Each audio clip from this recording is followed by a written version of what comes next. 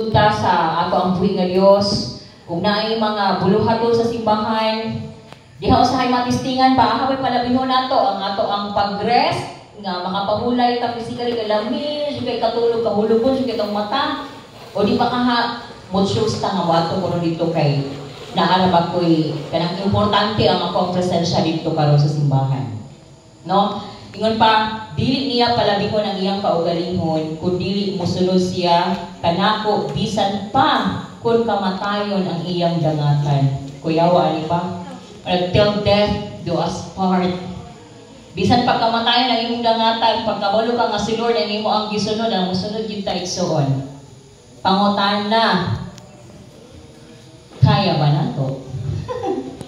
Kung sa ato lang bitaw nga, kuan diri, kanang sa ato nga paglantaw sa atong kaugalingon ba, Lord, kaya nang maging kanina ko, no? Nakapangutan ako sa kaugalingon. Ingani ba pagka akong commitment sa imo, Lord, no? Nga bahalag, nakayungtog lang ko sa imo ni Pastor Rabet nga iyang term, lunod patay, iyang ng term, no? Anong murag, lunod patay, jud nga, kuan ba? Grabe nga pag, kuha sa iyang kaugalingon, maserbisyohan ng ang Ginoo. So, in that area, I do believe na diha gihapon mo sulod gihapon ang faith nato. Unsa imo ang faith? Na ba kay faith nga despite sa mga pagsunod nimo sa Ginoo, baskin pag naa kay laho nga challenges, but then you choose nimo nga mosunod kay Christ, mahimo kang victorious. Nabatay pagtuo kay ingon ana igsoon. Dili pa nimo makita sa karon pero in the long run, ma-amaze kita sa kabuhaton sa Ginoo. Amen ba? Ato nang i-exercise karon pa lang daan na mag-think na ka-ahead bitaw sa mga kaayo nga buhaton sa Ginoo. Ingon pa, libre na dyan ang mga ndoy. Amen ba? Libre na ang mag-dream. Bagdan usahay, bisan pagpangandoy bitipiron pa dyan nato. Kaya nga naman, kanilang ako ang pangandoy sa kay. Murag mauna man yung makaya. So, diha pa lang, mayingon siya kamungkuan lang, maski ikaw, mayroon kasi magaling mo, siya ko'y pagtuo ay. Kaya diha naman sa makaya na nimo, but mag-operate with ang Lord sa mga butang kadili na nimo kayanon. Amen? Amen ba? Mag-operate ang Ginoo sa mga butang kadili nimo kayanon. Even kaning atong pagpangalaga sa Lord is really by faith yun, nga makasugakod yun ta mga igsoon. No? Pinaagi sa pagtuo, pinaagi sa grasya sa Ginoo nga nakakontinue ta until karon magamay man ta, madaghan man ta, every soaking, di bali na. Pero kabalo mo ta kung kinsa gyud ang imo ang alagaran, dili man ang tao. Amen? Dili man ang imong kapwa nga leader, ang imo ang gisimba, ang imo ang gialagaran kundi ang Ginoo. Munang dili ka mag-matter kung gamay lang or daghan ni. As long as nga nakoy commitment sa Ginoo, musunod gyud ko diha sa iya. Amen? So manindog ta. Let us all stand and atong i-worship no atong buhi nga Dios karong kagabion. Today is the first day of March. Paspasa oy pahumana ang first quarter. And tomorrow is really the big event nga atong gihulat. Ang mga souls nga atong invite. And we are praying for them na makaabot din sila ng mga nawa dinhi, no? Na ang atong mga pagbudlay sa mga pag-ampo dili gyud siya masayang. And it is all in the hands of God. Ang ato alam is nalang tayo dako nga pagtuo nga karon pa lang daan ang damon ng ilang mga kasing-kasing. Amen? Let us come to the Lord karon kagabion. Diha sa imong itindugan, I would like to encourage you that makig-istorya ka sa atong buhi nga Dios, and atong i-allow ang Holy Spirit nga mo search sa atong kasing-kasing karon nga kagabion. And even mo penetrate no sa atong muna-muna sa atong kinatibukan karon nga kagabion. Kung unsa may imong gibati igsoon, just be honest to the Lord. Kung ingon ka, Lord, gikapoy ko, Lord, katulugon ko, Lord, nawalan ko gana, Lord, medyo namaya lang akong pagtuo sa imuha. This is the time. So this is the time nga atong istoryahon ug atong pangayoon sa Ginoo ang kusog ug even ang kanabitawong kadasig nga mga lagad balik diha sa iyaha. And ipa-remind ta sa Holy Spirit na kini nga life nga naata karon, igsoon this is not ours. Dili na ni ato. Sa dihang ato na ning gisurrender diha sa ato ang buhi nga Dios, ang tag-iya ani ang Ginoo na. No, wala na tay ingon pa, wala na tay rason nga mobalibal, wala tay rason nga magbabulbol tungod kay ato naman yung gi-offer diha sa ato ang buhi nga Dios. Hallelujah. Hallelujah. Yes, Lord. Father God in heaven, ang matag usa kanamo karon kagabhion nagaduol diha kanimo. Inubanan sa pagpaubos sa among mga kaugalingon. Lord, search our hearts. Pwede man mi nga maka-pretend sa mga kaistorya namo, sa among family members, sa among mga friends, sa tinuod na mga gibati. But ikaw nga among Diyos, nakahibalo unsay naasulod sa among kasing-kasing. Nakahibalo ka, O God, sa kinatibuk-an namo ang kinabuhi. Wala gyud pwedeng maitago diha kanimo. And right now, just ask for the Holy Spirit to search our hearts this evening and to give us a new heart, a pure heart, a heart that follows you, Jesus, a heart that obeys you, a heart, Lord, nga naay dakong pagtuo, nga naapod kay dakong himuon sa amo ang mga kinabuhi. Lord, we know, wala pa ka na human sa matag usa. You are still molding us. You are molding us. You are making us to be a person that you want us to be, O God. And let it be, Lord. Let it be, O God. Himo ami nga usa ka binuhat nga ginisenyo kung kinsa mi Ginoo diha sa imong atubangan. And we ask for forgiveness, Lord. Once again, ang ayon pasaylo sa mga panahon, Ginoo, nga mas gipalabi na mo ang among kaugalingon. But tonight, you have reminded us that to those nga nagsunod sa imo, dili angay palabihon ang ilang kaugalingon, ang among kaugalingon, but ikaw, good Lord, ang may priority sa among mga kinabuhi. Thank you, Lord. Salamat, Lord, among ipasalamatan ang kahigayunan na samtang buhi pa mi, imo ming magamit para sa imong kahimayaan. We know nga dili pagid all out among nahatag diha kanimo, Lord. And so we pray tonight that you will continue to give us chance, Lord God, na mahatag na mo ang pinaka-the best na pag-serve, ang excellent na service diha kanimo nga among Dios, among manluluwas. Oh, thank you, Lord. Thank you, Lord Jesus. Oh, hallelujah. Loobin niyo po ang puso namin ngayon, Panginoon. Thank you, God. Yes, Jesus. Oh, pupurihin ka, Diyos. Oh, Jesus.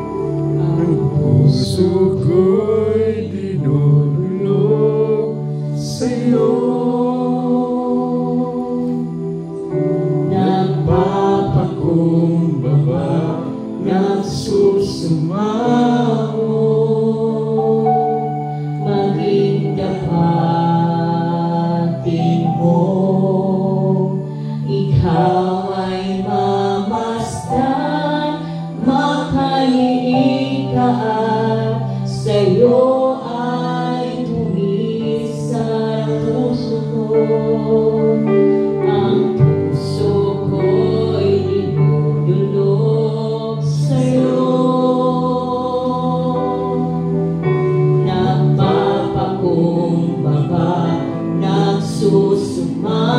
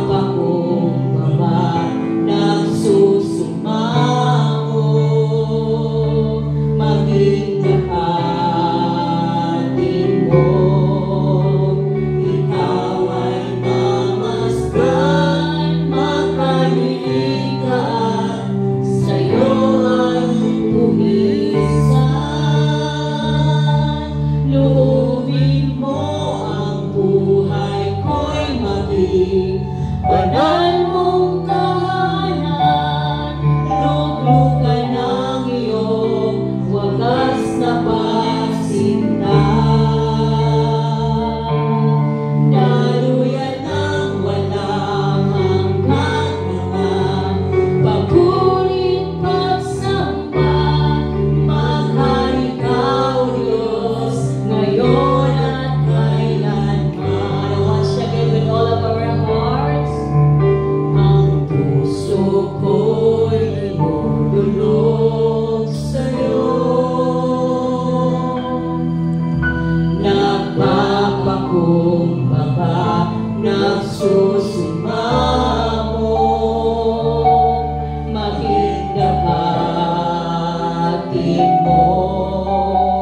Ikaw ay mamasdan, makaliling kaap, sa'yo ay umisan. Loobin mo ang buhay ko'y maging banal mong tahanan, luglugan ng iyong wagas na pagsinta.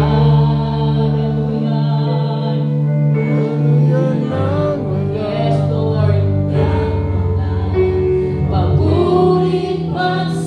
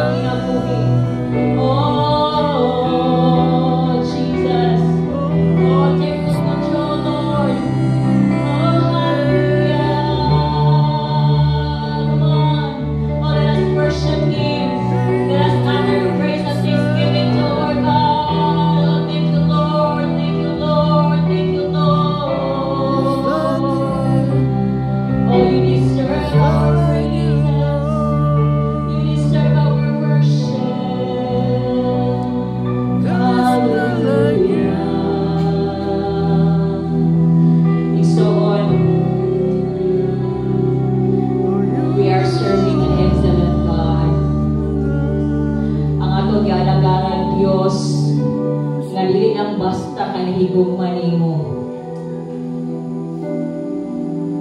But Dios nga iya doon nagihatag ang iyang buktong anak para kanimo o kanako. And so we are no longer belong to the world. God has redeemed us. Gikuha ta sa Dios niya nga kamitmit ng kinabuhi. He brought us from darkness to light. And I know we have a reason. Daghan kaayo tag rason igsuon nga ato siyang pasalamatan, ato siyang daigon. That even tonight, atong tinguhaon nga ang iyang Espiritu Santo mukunsad sa atong matag sa kakasing-kasing. Mabati nato ang iyang presensya niini nga dapit. Let's desire for His presence. Let's desire nga ang Ginoo makikistorya ka nato in His still small voice. Madugan nato ang iyang pag-comfort sa ato mga igsoon. Madugan nato ang iyang very instruction sa ato akaron nga kagabhion.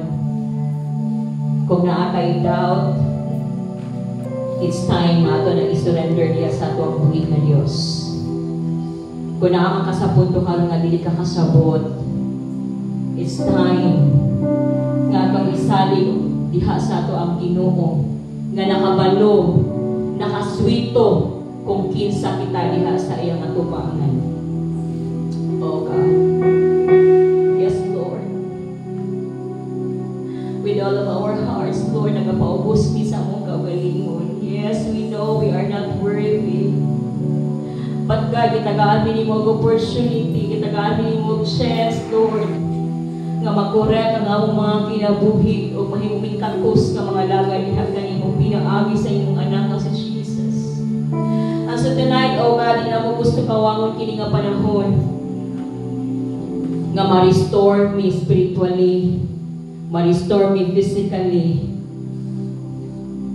and padayon mi ma-remind that you are our loving God, our great God. Yes, Lord.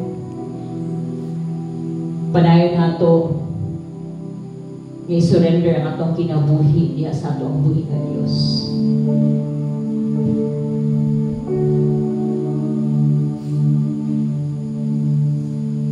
Loobin mo ang buhay ko'y maging banal mong tahanan. Luklukan ang iyong wagas na pagsinta. Daluyan ng walang hanggang mga paborit pagsamba. Mahal ikaw, Diyos, ngayon at kailanman. Loobin mo ang buhay ko'y maging banal mong tahanan. Luklukan ang iyong wagas na pagsinta.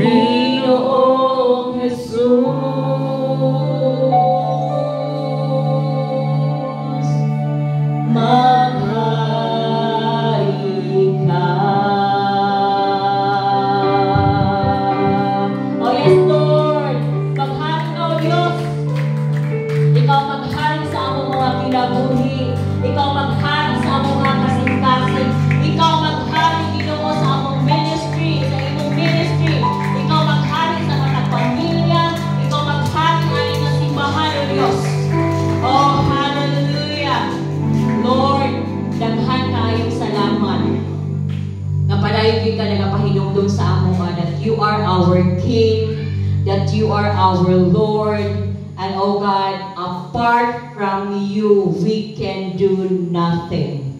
Wala gyud mahimo kung wala ka, bato naa ka nga mag-uban sa amoa, kaya na mo himuon bisan pa ang mga imposible, because our God is alive, our God is a miraculous working God. Blessed be the name of Jesus, the name above every name. Hallelujah to you, Lord.